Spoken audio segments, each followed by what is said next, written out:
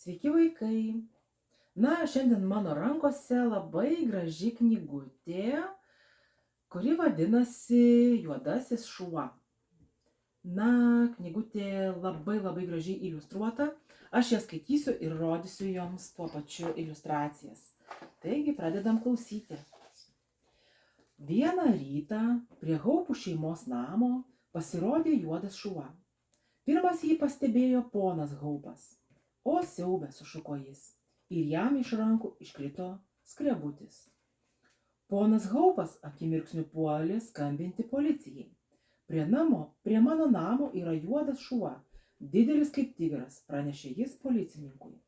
Policininkas nusijuokė, tai neikite į lauką, patarė jis ir padėjo ragelį.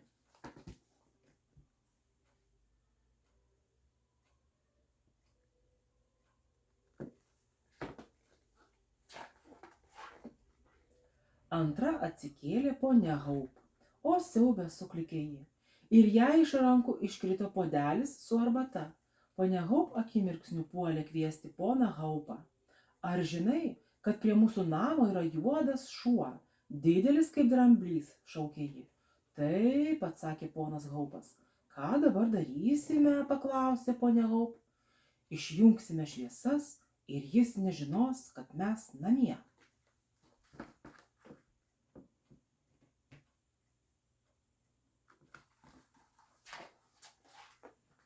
Trečia atsikėlė Adelė Haup. O siaube, riktelėjo ji, išmesdama iš rankų dantų šepetėlį.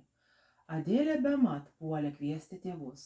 Ar žinote, kad prie mūsų namo yra juodas šuo, didelis kaip tiranozauras? Taip, abu, kaip vienas atsakė ponas ir ponia Haupai. Ką dabar darysime, paklausė Adelė. Užtrauksime užuolaidas, kad jis mūsų nematytų.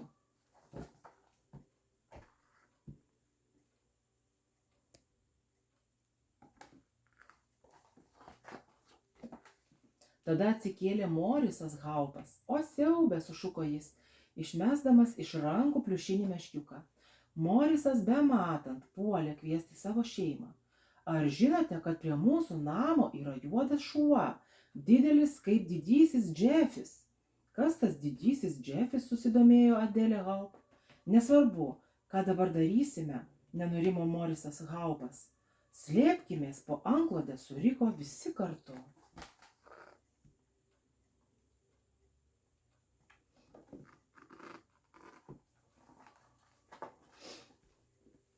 Štai tuomet jauniausioji Haupų šeimos narė, kad būtų aiškiau, pavadinkime ją Mažylę, pastebėjo, kad namuose kažkas vyksta. Ką jūs ten darote? Slepiamės nuo juodojo šuns, sušnibždėjo mama. Ak, kokie jūs paiki, tarė Mažylė ir atlapojo namų duris. Tik neik į lauką, aiktelėjo visi. Tas šuo tave suės. Jis sužiaumos tau galvą. Jis sučiaumos tavo kaulus. Bet Mažylė vis vien išėjo.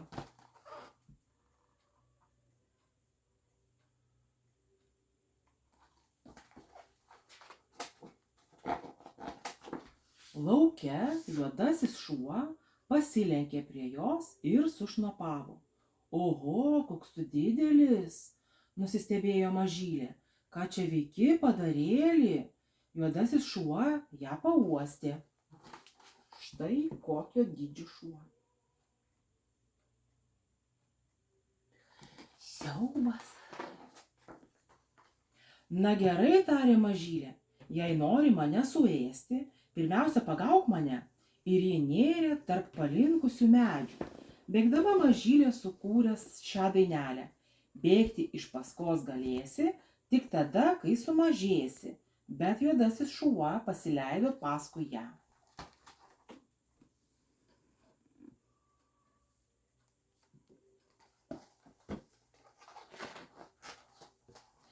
Mažylė šmurkštelėjo po tiltuku ir nudūmė per ledą, link užšalusio tvenkinio dainuodama. Tavo kojos storos, o ledas plonas. Greit jame lindėsi, jei nesuplonėsi. Bet juodasis šuo bėgo jai iš paskos.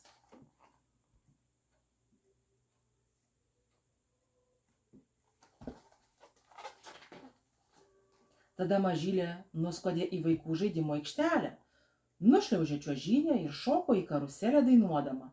Tu didelis ir storas, aš tokia smulkutė, jeigu nesulysi, niekur nepralysi.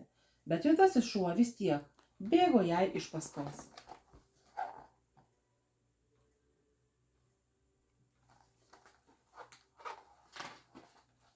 Pagaliau mažylė parlėkė atgal prie namų.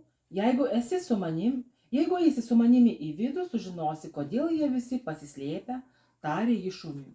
Paskui įsirengė vidun per katės dureles. Štai kokia mažylė ji buvo. O dabar toks tapo ir juodas šuo.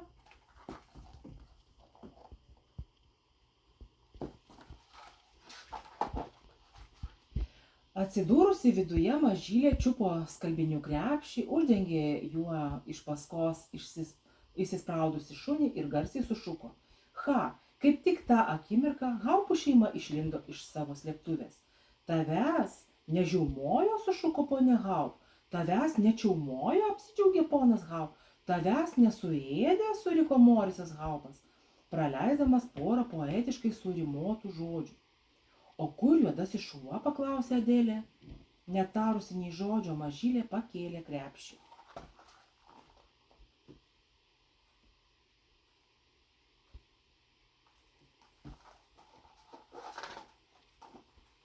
Visi Haupai labai apsidžiaugė, kad juodasis šuo neatrodo nei toks didelis, nei toks baisus, kaip jie manė. Geriau įsižiūrėjus, jis visai nepiktas, pripažino ponas Haupas, jam pritarė visa šeima. Mes elgėmės paikai, pridūrė Adelė. Vienintelė mažylė žinojo, ką reikia daryti. Po kurio laiko įsitviravo tyla ir kiekvienas susimąstė, kaip narsiai elgėsi mažylė. Tu labai drąsi, nes nebijojai prieiti prie tokio didelio ir baisaus padaro, tarė ponia Haup.